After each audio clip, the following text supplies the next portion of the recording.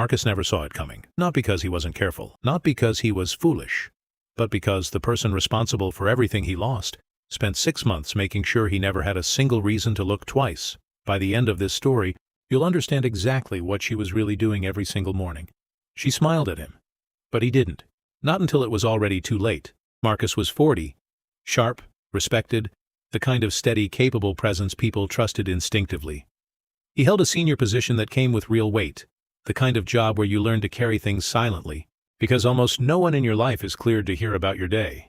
His marriage had ended 2 years earlier. Not dramatically, just slowly, the way things do when one person spends half their life unable to talk about the half that consumes them most. His calendar stayed full. His evenings stayed empty. Every morning at 7:15 without fail, he stopped at the same small coffee shop 3 blocks from his office. Same order, same seat by the window. It was the one part of his day that belonged to no one but him. That's where he first noticed Elena.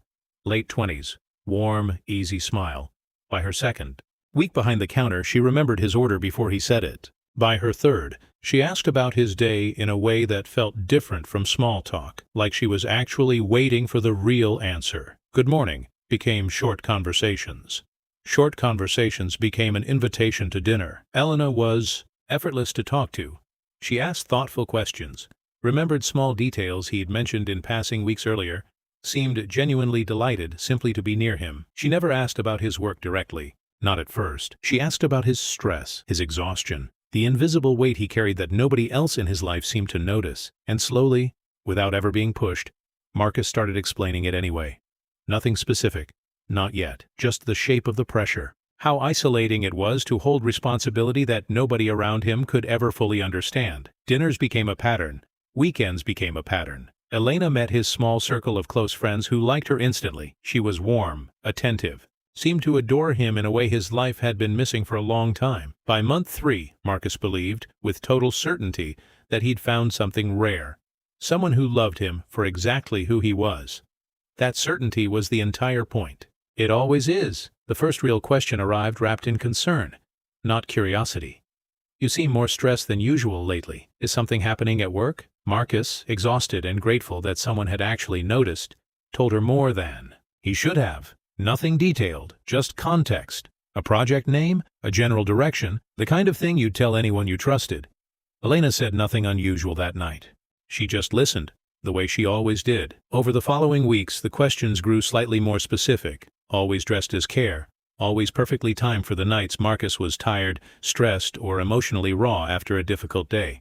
A detail here, a comment there. Each individual piece felt harmless in the moment. The kind of thing you'd casually mention to any partner who asked how your day went. He never noticed the pattern, because the pattern was built around exactly what made him feel safe. Being fully known by someone, without ever having to perform. Only once did something feel off. Marcus arrived early for dinner and saw Elena on her phone, speaking quietly in a language he didn't recognize. Her tone entirely different from the one he knew. She noticed him, smiled instantly, and slipped effortlessly back into the woman he loved, explaining it away as a call to a cousin overseas. He believed her. He wanted to believe her. Here is what Marcus did not know. That entire night, and every night before it, Elena was not her real name. She had never applied for that job. The posting she'd answered had never actually been public. She had studied his routine, his schedule, his habits, for 3 full weeks before she ever put on that apron. Every question she'd ever asked him had been reported, that same night, to a foreign intelligence handler, waiting for exactly the kind of details Marcus didn't even realize he was giving away. She was not falling for him. She had been assigned to him. 6 months in, Elena vanished. No warning. No goodbye. Her apartment was cleared out within 48 hours, as if no one had ever lived there at all. Marcus called, texted, drove to the coffee shop. The owner told him something that stopped him. Cold. No employee named Elena had ever been on payroll. The manager who'd supposedly trained her, vouched for her, didn't exist either. 2 weeks later, federal investigators knocked on Marcus's door. They already had the evidence. Encrypted communications, transferred files, a documented pattern. Tracing back to a foreign intelligence operation. Marcus hadn't handed over a folder of secrets in one dramatic moment.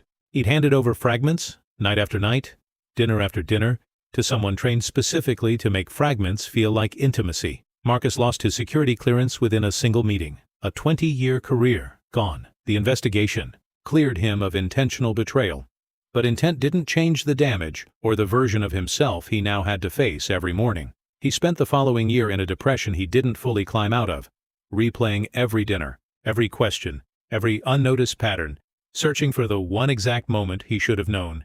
He never found it. That was the entire design. There was never supposed to be one. This is how honey traps actually work.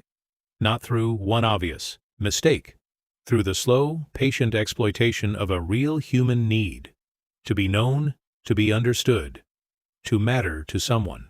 The most effective operatives never ask for secrets directly. They build a relationship that feels genuine enough that secrets get handed over voluntarily, one small piece at a time. If you hold sensitive information and someone new enters your life quickly, asking thoughtful questions about your stress, your pressure, your work environment, growing close faster than trust usually allows, slow down.